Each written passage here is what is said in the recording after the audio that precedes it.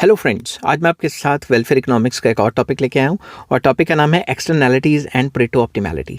कि प्रेटो ऑप्टिमैलिटी को एक्सटर्नैलिटीज़ के साथ किस तरीके से डिस्कस किया जाएगा। आपको क्वेश्चन आता है discuss externalities in case of Pareto optimality या एक्सटर्नैलिटीज़ एंड प्रेटो ऑप्टिमैलिटी। शुरू करने से पहले बता दूँ कि वेलफेयर इकोनॉमिक्स के बाकी सारे लिंक्स आपको इस वीडियो के डिस्क्रिप्शन में मिल जाएंगे। चलिए शुरू करते हैं। जिस हिसाब से पेपर में लिखना है मैंने उसी हिसाब से अटेम्प्ट किया है। Perfect competition leads to Pareto optimality is based upon the assumption that there are no external effects in production and consumption या consumption and production। Pareto optimality इस assumption पे based होती है कि भाई perfect competition होगा और कोई भी externality नहीं होगी, ना ही production में ना ही consumption में। This assumption implies, इस assumption का क्या मतलब हुआ, that production function of each producer is independent of other। मतलब एक प्रोड्यूसर के प्रोडक्शन फंक्शन और दूसरे प्रोड्यूसर के प्रोडक्शन फंक्शन में आपस में कोई रिलेशन नहीं है, एक दूसरे को असर नहीं डालेंगे। दूसरा point, utility function of each individual is independent. हर एक का जो यूटिलिटी फंक्शन है वो इंडिपेंडेंट है, मगर असल ज़िंदगी में तो नहीं है। In reality however production by one firm is affected by production by other firms and consumption of one consumer affects the consumption of other consumers and producers। तो सिंपल वर्ड्स में ये एक दूसरे को असर तो डालती हैं ना, तो एक्सटर्नैलिटीज़ तो होती हैं। Such effects are known as external effects और एक्सटर्नैलिटीज़। तो जब भी एक दूसरे को ये असर डालते हैं तो उसको एक्सटर्नैलिटीज़ कहा जाता है या एक्सटर्नल इफेक्ट्स कहा जाता है। The term externalities refers to the external economies and diseconomies that arise due to the activities of others. तो यहाँ पे जो एक्सटर्नैलिटीज़ हैं उसमें हम फोकस करेंगे कि एक्सटर्नल इकोनॉमीज मतलब फ़ायदे और एक्सटर्नल डिसइकोनॉमीज जो हमें दूसरों की वजह से होते हैं। External economies are the gains that arise from the activities of an economic unit, that is consumer or producer, and accrue to other members of the society for which they cannot be charged through the market price system। तो external economies का मतलब होता है कि producer ने या consumer ने कोई काम किया, उसकी वजह से बाकियों को फ़ायदा हुआ और जिनको फ़ायदा हुआ उनसे हम पैसे निकलवा ही नहीं सकते। ठीक है, एक टाइप के free rider. Therefore similarly external diseconomies are the cost that are imposed on members of the society by the activities of an economic agent for which market system does not provide a compensation to those who suffer। Similarly external diseconomies भी हो सकती हैं। एक factory खोली, वो इतना pollution निकाल रही है कि लोगों को बीमार कर दिया, मगर उनको कंपनसेट ही नहीं कर रही। समझ की बात। External economies and diseconomies arise in both production and consumption. तो ये जो एक्सटर्नल इकोनॉमीज एंड डिसइकोनॉमीज है ये प्रोडक्शन में भी हो सकती हैं, कंजम्पशन में भी हो सकती हैं। मैंने दोनों को डिटेल में डिस्कस किया है। When there are externalities in production and consumption, Pareto optimality may not be attained even under the conditions of perfect competition। अगर perfect competition exist करता भी है मगर external economies and diseconomies है production consumption में, तो भूल जाओ Pareto optimality होगा। Let us now examine the effects of externalities, that is external economies and diseconomies in production and consumption on welfare maximization। तो अब हम डिस्कस करेंगे कि प्रोडक्शन एंड कंजम्पशन में कैसी कैसी एक्सटर्नैलिटीज़ आती हैं। तो सबसे पहले हेडिंग बनाइए externalities in production. Production of a commodity may involve both external economies and diseconomies। तो जब भी हम कोई चीज़ प्रोड्यूस करते हैं उससे एक्सटर्नल इकोनॉमीज भी हो सकती हैं, एक्सटर्नल डिसइकोनॉमीज भी हो सकती हैं। Let us first discuss the nature and effects of external economies. तो एक्सटर्नल इकोनॉमीज इन प्रोडक्शन क्या क्या होती हैं, कैसे कैसे होती हैं, वो मैंने इस तरीके से आपने लिखना है। To understand the external economies in production consider the following examples. कुछ एग्जांपल्स हैं। When an irrigation facility is extended to non irrigated areas, productivity of land increases and land value goes up. सरकार ने dam बनाया, irrigation project बनाया, उससे वहाँ तक पानी फैल गया जो इरिगेटेड एरिया नहीं थे, तो उससे जब पानी पहुँच गया दूसरी ज़मीनों पे भी, वो भी इरिगेटेड होनी शुरू होगी, पानी वहाँ अवेलेबल होने लग गया, तो उनकी भी लैंड वैल्यू बढ़ गई। The land owners who gain are not required to bear the cost of irrigation programmes. वो रेडी नहीं है, वो कह रहे हैं भाई सरकार ने करना था, हम क्यों दे पैसे इस बात के, तो वो तो रेडी नहीं है कंपनसेट करने को, बल्कि खर्चा हो गया सरकार का। बी एग्जाम्पल आ जाता है, when new firms are set up in an industry the demand for inputs increase. जब भी कोई नई फैक्ट्रीज खुलती हैं तो उनकी जो रॉ मटेरियल चाहिए उसकी डिमांड बढ़ जाती है। This increase in demand for inputs might give an opportunity to the input suppliers to expand their production. तो जब ज़्यादा फैक्ट्री आएंगी उनको ज़्यादा रॉ मटेरियल चाहिए होगा, उससे एक जो रॉ मटेरियल वाली कंपनियाँ उनको अपॉर्चुनिटीज़ बन जाएंगी काफ़ी, वो अपनी प्रोडक्शन बढ़ा सकते हैं।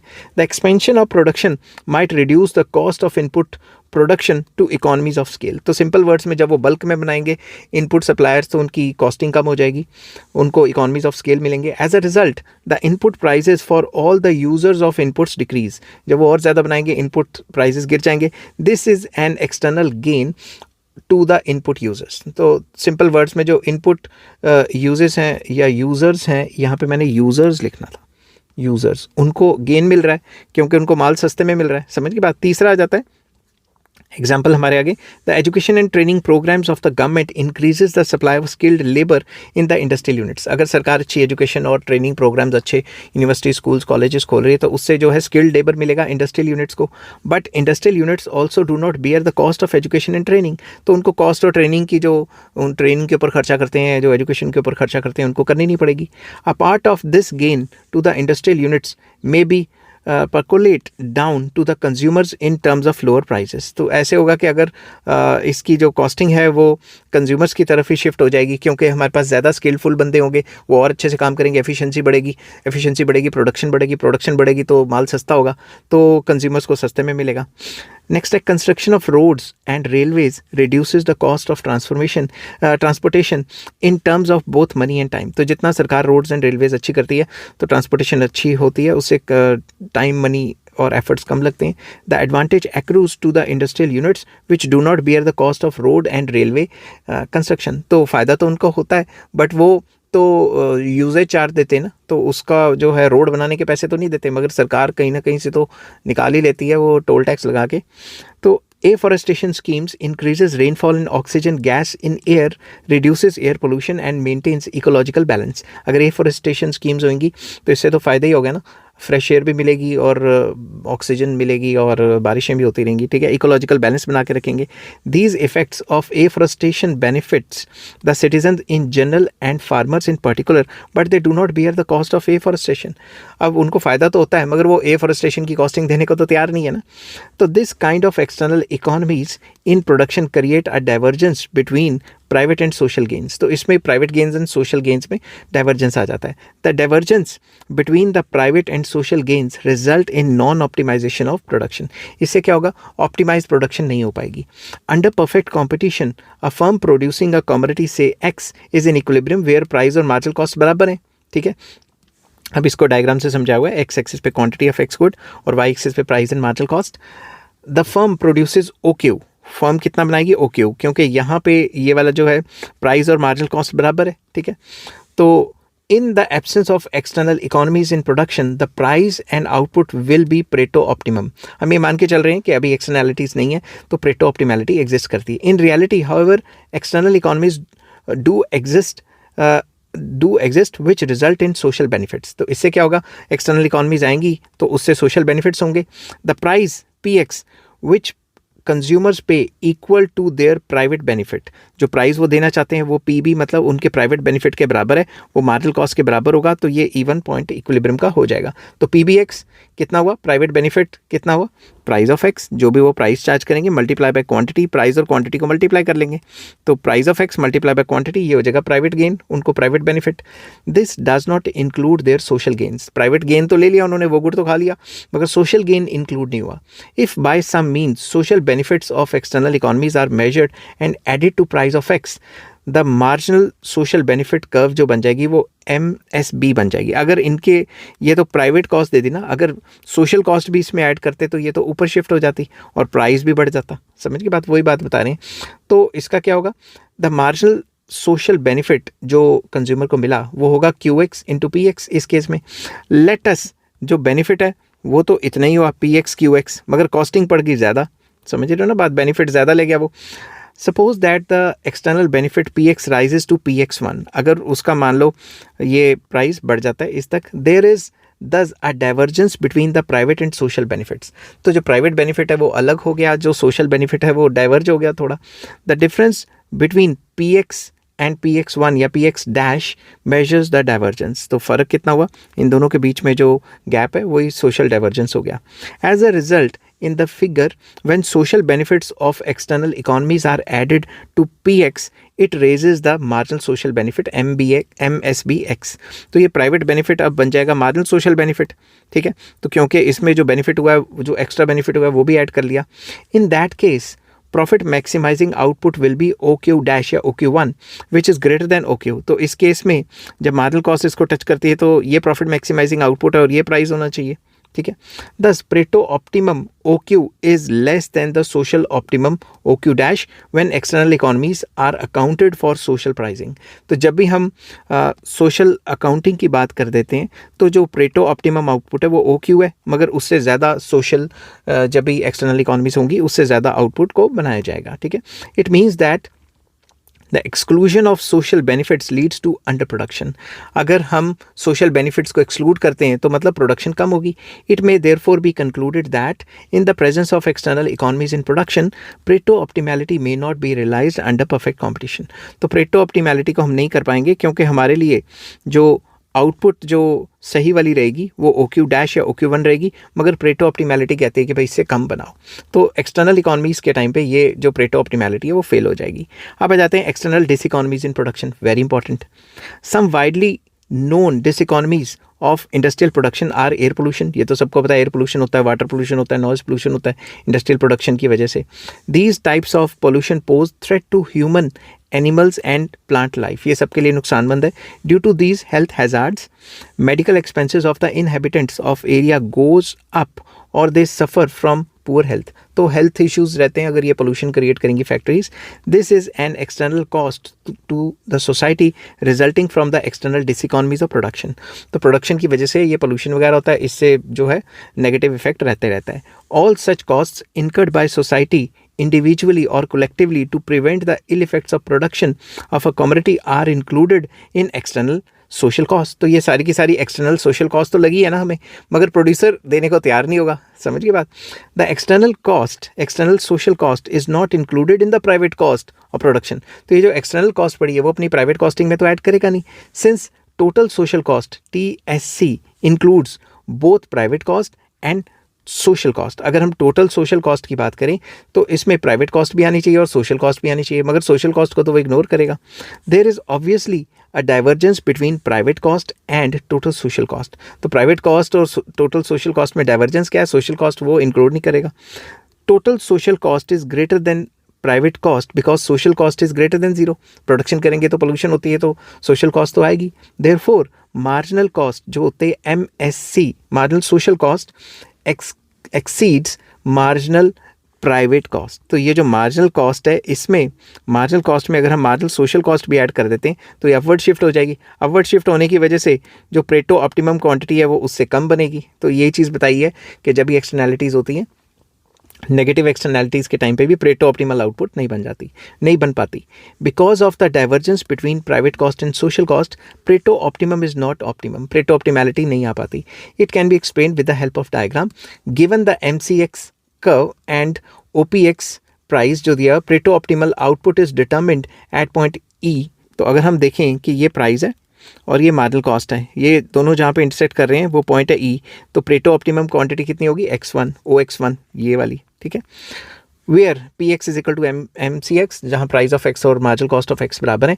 If it is possible to measure the marginal external cost, अगर मान लो ये पॉसिबल है कि हम मार्जिनल एक्सटर्नल कॉस्ट निकाल सकते हैं, एंड फर्म्स मेड टू पे for the full social cost, और फर्म्स को सरकार कह दे कि भाई जितना तुमने किया है कांड या नुकसान उसको भरपाई करो, there marginal cost curve MCX curve will shift to MS marginal social cost of X। तो ये कर्व इस साइड शिफ्ट हो जाएगी, उनकी कॉस्टिंग बढ़ जाएगी। Note that the vertical distance between MCX and MSX, तो ये जो वर्टिकल डिस्टेंस है ये वाला, ठीक है, measures the external cost of production of x goods. तो जितना वर्टिकल डिस्टेंस होगा, जैसे जैसे प्रोडक्शन बढ़ती रहेगी वैसे डिस्टेंस भी बढ़ता रहेगा। तो ये मेजर करता है मार्जिनल सोशल कॉस्ट को, जो फालतू की कॉस्ट आई है, ठीक है। Given the MSC marginal social cost of X and PX profit maximising firm will be in equilibrium at point M। मगर जब ये जो मार्जिनल सोशल कॉस्ट है ये आ जाएगी तो M पॉइंट बन जाएगा, क्योंकि प्राइस तो इतना ही है। तो इस हिसाब से देखा जाए तो पहले से कम माल बनेगा, ठीक है, वही चीज़ बतानी है। And it will produce OX0 of X good. Obviously, if external costs are included, Pareto optimal output will decrease from OX1 to OX0. तो वही जो फिगर में बताया हुआ है वही चीज़ इंग्लिश में. It implies that exclusion of external costs lead to larger production which is socially non-optimal. तो जब भी एक्सटर्नैलिटीज़ आती हैं तो प्रोडक्शन काफ़ी ज़्यादा हो जाती है Pareto ऑप्टिमैलिटी के हिसाब से देखें, जो कि वायबल नहीं रहती. ठीक है, उल्टा उससे नुकसान हो जाता है. तो अब हम प्रोडक्शन के बाद कंजम्पशन की बात करेंगे. ठीक है, तो नेक्स्ट आ जाता है एक्सटर्नैलिटीज़ इन कंजम्पशन. कंजम्पशन में एक्सटर्नैलिटीज़ भी आ जाती हैं, वही पॉजिटिव नेगेटिव वाली बात. Like externalities in production, there are externalities in consumption which prevent the realization of Pareto optimality in consumption. तो इसकी वजह से Pareto optimality में जो consumption है उसके अंदर Pareto optimality नहीं आ पाती externalities की वजह से.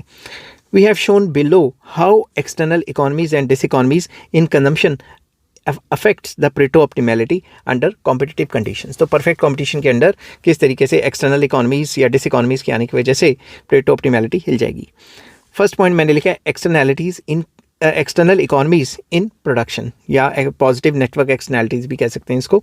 When a housewife replaces his traditional charcoal stove with a gas stove, her neighbor benefits because air pollution caused by smoke is reduced. जब भी एक जो हाउसवाइफ है वो अपने स्टोव को चारकोल स्टोव से चेंज करके गैस स्टोव पे आ जाते हैं, मतलब अब जो नॉर्मल जो लकड़ी से जलाने वाला या जो चारकोल से जलाने वाला जो गैस था वो मतलब जो चूल्हा था उसको ख़त्म करके अब गैस का यूज़ करती है, तो नेबर्स को बेनिफिट होता है. नेबर्स को क्या बेनिफिट होगा, उनको स्मोक सूंघने को नहीं मिलेगी. When a household buys a TV set, its neighbours benefit when the TV owner allows them to watch the TV program. ये पुराने ज़माने की एग्जांपल है. पुराने ज़माने में किसी के घर टीवी होता था, अगर उस टाइम पे मैच हो जाता था तो पड़ोसी घर पे आके देख लिया करते थे, तो उनको फ़ायदा हो जाता था. Similarly if a person plants trees around his house or decorates his courtyard with flower pots, his neighbor benefits from the oxygen produced by the trees and also from the beautiful greenery around. तो अगर आपके घर के आसपास आपने काफ़ी ज़्यादा पेड़ लगा दिए हैं या गुलदस्ते लगा दिए हैं या फिर जो फ्लावर पॉट्स लगाए हैं, तो पड़ोसी का तो फ़ायदा होगा, उसका घर भी दिखेगा अच्छा और उसको फ्रेश एयर भी मिलेगी. समझ की बात. A well maintained car improves the safety of the people on the road and reduces air pollution. अगर मेंटेनेंस कार की अच्छी रखोगे तो धुआं भी कम निकालेगी और ब्रेक फेल वगैरह भी नहीं होगा, तो लोगों की भी सेफ्टी रहेगी. The expenditure on education by some gives benefit of an educated society. अगर एजुकेटेड सोसाइटी होगी तो कुछ लोग एजुकेटेड हो जाएंगे तो पूरी की पूरी सोसाइटी को ही फ़ायदा होगा ना. All such external benefits imply utility functions of some individuals are dependent on the consumption of others. तो ये सारी चीज़ें दिखाते हैं कि एक बंदे की कंजम्पशन दूसरे बंदे की कंजम्पशन को असर डालती है. Interdependence of utility function violets one of the marginal conditions of Pareto optimality, that is, it affects the condition of marginal rate of substitution between any pair of goods must be the same for all the consumers. तो ये जो interdependence है दोनों की utility में, ये violet करती है Pareto optimality की जो assumptions है कि भाई एक बंदे का जो यूटिलिटी फंक्शन है वो दूसरे को असर नहीं डालेगा. Since utility of one consumer increases because of increase in the consumption of another consumer, it is always possible to redistribute the goods and increase total social utility. Very important. तो ये जो एक बंदे की यूटिलिटी जो है वो दूसरे की वजह से बढ़ती है, तो ओवरऑल उसका यूटिलिटी फंक्शन जो है वो हिल जाएगा, जिस वजह से जो Pareto ऑप्टिमल कंडीशन है वो सेटिस्फाइड नहीं हो पाएगी. ठीक है, तो नेक्स्ट आ जाता है external diseconomies in consumption. Very important. Diseconomies in consumption arise when consumption of a commodity by an individual decreases the total utility of others. ठीक है, तो जब भी हम डिसइकोनॉमीज की बात करते हैं तो एक के बंदे के कंजम्पशन की वजह से दूसरे को यूटिलिटी की बजाय डिसयूटिलिटी होती है. For example smoking cigarette in public places causes disutility to non smokers. अगर आपके साथ में कोई खड़ा होकर दोस्त सिगरेट फूक रहा है तो उसकी वजह से आप स्मोकर नहीं हो तो आपको तो नुकसान हो रहा है. समझ की बात. Neighbours colour TV reduces the utility of owners black and white TV. पुराने ज़माने में होता था कि अगर पड़ोसी ने कलर टीवी ले लिया तो हमारे घर वालों ने भी हमें परेशान कर करके देखो जी उसने ले लिया इसने ले लिया, तो उनकी कंजम्पशन की वजह से भी हमें कंजम्पशन करनी पड़ती, देखो देखी. ठीक है, शो ऑफ के लिए. थर्ड आ जाता है Veblen and snob effects also cause diseconomies in consumption. Veblen effect और स्नॉब इफेक्ट की वजह से भी होता है. इसके ऊपर मैंने ऑलरेडी वीडियो बनाई हुई है, ये दोनों इफेक्ट्स क्या होते हैं. उसके बाद using automobiles causes air pollution and breathing problem also to non-users. अब मान लो मेरे पास कार है मगर मेरे पड़ोसी के पास कार नहीं है, तो मैं तो जब स्टार्ट करूँगा तो धुआं वो भी सूंघेगा ही, ठीक है. Playing radio and tape recorders and using loud speakers for religious and marriage ceremonies causes disutility to others. तो अगर आप रेडियो ऊंची ऊंची सुन रहे हो या फिर टेप रिकॉर्डर्स या फिर लाउड स्पीकर्स पे ऊंची ऊंची सुन रहे हो, तो जो सेरेमनीज़ या कोई भी किसी भी टाइप की सेरेमनीज़, तो कई लोग तो घर में बैठे हैं अपने आराम से, उनको तो फालतू की डिसयूटिलिटी हो रही है ना. Such diseconomies of consumption imply interdependence of utility function, since utility of a commodity for a consumer depends upon the consumption of that commodity by others. तो सिंपल वर्ड्स में एक के कंज्यूम करने से दूसरे को भाई नुकसान हो रहा है, उसके यूटिलिटी फंक्शन पे भी इन्फ्लुएंस पड़ रहा है. The interdependence of consumers utility function affects Pareto optimality. तो ये जो इंटरडिपेंडेंस है इसकी वजह से भी प्रेटो ऑप्टिमैलिटी पे असर पड़ रहा है, ठीक है. टाइम पे सोना है सो नहीं पा रहे, पेपर की तैयारी कर नहीं पा रहे क्योंकि साथ वाले ने लाउड स्पीकर चला के बर्थडे पार्टी कर रहे हैं, समझ की बात. तो तीसरा आ जाता है externalities of public goods. Public goods के केस में भी प्रेटो ऑप्टिमैलिटी का बैंड बच जाता है. कैसे? Now we will discuss externalities in case of public goods. A pure public good is one to which exclusion principle of market can not be applied. तो pure public good वो है जिस case में हम जो कंज्यूमर है उसको exclude कर ही नहीं पाते. सड़क बना दी सरकार ने, जो टैक्स ले रहे हैं वो भी सड़क पे जिससे टैक्स ले रहे हैं वो भी सड़क पे चल सकते हैं, जिससे टैक्स नहीं ले रहे वो भी सड़क पे चल रहे हैं, हम एक्सक्लूड नहीं कर सकते किसी को. The important characteristics of a pure public good are as under. Number one, non-excludability of consumers. No consumer या nobody can be excluded from its consumption, nor can consumers be forced to pay for their benefits, that is pollution control measures. सरकार ने pollution control measures लिए और उससे pollution कम आ गया तो फ़ायदा तो सबको है ना, किसी को चार्ज थोड़ा ना करेगी सरकार. Joint consumption, very important. Its consumption is collective and all consumers are supplied with it jointly, that is pollution free. जो pollution free environment है. तो प्योर पब्लिक गुड वो है जिसकी जॉइंट कंजम्पशन होती है, सारे के सारे साइमल्टेनियसली कंज्यूम कर रहे हैं, किसी को आप निकाल नहीं सकते, बात वही होगी. Non rival consumption, a larger consumption of public good by some does not affect the share of others, nor is their satisfaction level affected, that is telecast services. Suppose कि एक कुछ बंदों ने लार्ज कंजम्पशन कर ली, उसकी वजह से दूसरों की कंजम्पशन पे कोई असर नहीं पड़ेगा. जैसे रेडियो के सिग्नल्स, अगर सारे घर वालों ने रेडियो चला लिए या सिर्फ एक ही मोहल्ले वालों ने रेडियो सुना तो वो दूसरे वालों के लिए सिग्नल कम थोड़ी ना हो जाएंगे, ठीक है. तो वही एयर की एग्जांपल भी दे सकते हो. अगर फ्रेश एयर है, मैं ज़्यादा से ज़्यादा जो है डीप ब्रीदिंग कर रहा हूँ, इसका मतलब ये थोड़ा ना कि आपके लिए एयर ख़त्म हो जाएगी. तो नेक्स्ट है zero marginal cost. Marginal cost of supplying the public good is zero. That is, if number of consumers increases, the cost of supply of a public good, that is broadcasting या telecasting, does not increase. Infrastructure तो एक ही बार लगाना है ना, tower तो एक ही बार लगाना ना, उसके आसपास चाहे 10 बंदे फ़ोन लेके बैठ जाएं या 1000 बंदे लेके बैठ जाएं तो उतना ज़्यादा कोई फ़र्क नहीं पड़ेगा, ठीक है. नेक्स्ट आ जाता है non appropriation. No individual can appropriate a public for his personal use. हम ये नहीं कह सकते कि भाई मैं अपने पर्सनल यूज़ के लिए दूसरे को असर कर दूं. एग्जांपल के तौर पे मैं पब्लिक पार्क में घुस गया तो मैं किसी और को घुसने ना दूं, ऐसा थोड़ी ना हो सकता है.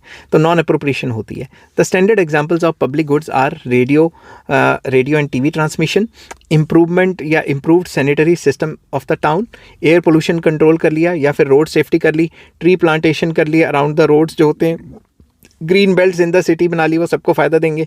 सम of these goods may however turn to be non public goods beyond a certain number of consumers. अगर एक सर्टेन नंबर ऑफ कंज्यूमर्स में कन्वर्ट कर दिया जाए उसके बाद क्या पता ये public good non public good हो जाए. Pareto optimality conditions are not valid to this category of goods. तो परेटो ऑप्टिमैलिटी इनके ऊपर लगती नहीं है. Public goods therefore require formulation of new rules. Public goods के लिए नए रूल्स आ गए हैं, नए रूल्स हैं इसके लिए, इसके ऊपर ऑप्टिमम जो है प्रेटो ऑप्टिमम काम नहीं करता. The rule for optimum output of public good is that the sum of its marginal benefit must be equal to marginal cost. तो इसकी जो मार्जिनल बेनिफिट है वो और मार्जिनल कॉस्ट है वो बराबर होने चाहिए. कैसे, अभी बताता हूँ. The marginal benefit of an individual from a public good x equals in theoretical terms the amount of that the individual is willing to pay for his benefit, that is in terms of his marginal rate of substitution between x good and marginal utility of money, जो money है उसके बीच में वो जो marginal utility नहीं, money और जो x good है उसकी कंजम्पशन के बीच में जो उसकी मार्जिनल रेट ऑफ सब्स्टिट्यूशन है, it should be equal to marginal utility of X good divided by marginal utility of money. तो इसके लिए ये कंडीशन रहती है। Thus the marginal benefit of an individual for X तभी होगा जब मार्जिनल यूटिलिटी, जैसे हम नॉर्मली करते कि marginal utility of first good over marginal utility of second good should be equal to MRS 1/2, या फिर XY लिख दो इसकी जगह। पढ़ी हुई है ना आपने ये यूटिलिटी थ्योरी, तभी तो यहाँ तक पहुँचे हो। तो ये वाली कंडीशन इस पर सेटिस्फाई होती है। The sum of the marginal benefits of an individuals for X good must be express as, कि ये फर्स्ट की होगी, ये सेकंड की होगी, ये थर्ड की, फोर्थ की, अप टू n वालों की होगी, ठीक है। तो the optimum output condition for the public good X then will be, ये सबकी जो marginal utility of X good और मार्जिनल यूटिलिटी ऑफ मनी है, इसकी रेशो मार्जिनल कॉस्ट के बराबर होनी चाहिए। जो भी वो पब्लिक गुड प्रोवाइड किया उसकी जो मार्जिनल कॉस्टिंग है उसके बराबर होनी चाहिए। In an economy however a public good exist along with many private goods, तो पब्लिक गुड्स और प्राइवेट गुड्स साइमल्टेनियसली एग्जिस्ट करते हैं। Under this condition a Pareto optimum can be realized only by equating marginal rate of transformation between the public goods and any other good with sum of the marginal rate of substitution between same pair of goods for all the individuals, that is Pareto optimality in case of public good X and private good y is realised, जबकि उसका जो marginal rate of transformation है X Y का, it should be equal to marginal rate of substitution of X and Y. तो public good private good को mix करके चलेंगे तभी यहाँ काम चलेगा। उनकी दोनों की जो ढलाने हैं, स्लोप्स हैं, वो बराबर होनी चाहिए, ठीक है। There remains however a problem of discovering individual utility functions. हमें क्या सपना आ रहा है कि इंडिविजुअल यूटिलिटी के फंक्शन क्या है, इंडिविजुअल कितनी यूटिलिटी कहाँ से ड्राइव कर रहे हैं। The knowledge of utility function is necessary to obtain the sum of the marginal rate of substitution of all the individuals। तो जब हमें सारे के सारे इंडिविजुअल्स के बारे में पता ही नहीं होगा, इंडिविजुअल यूटिलिटीज़ के बारे में पता ही नहीं होगा, तो हम MRX वही तो नहीं निकाल सकते ना, तो प्रॉब्लम आ जाती है। तो पब्लिक गुड्स के केस में भी जो है Pareto ऑप्टिमैलिटी फेल कर जाती है। इस हिसाब से आपने अपना लॉन्ग क्वेश्चन अटेम्प्ट करना है। आई होप ये वीडियो आपको पसंद आई होगी। अगर पसंद आती है तो please like, share and subscribe. इस चैप्टर के जो वेलफेयर इकोनॉमिक्स है उसके सारे लिंक्स आपको इस वीडियो के डिस्क्रिप्शन में मिल जाएंगे। Take care, bye bye.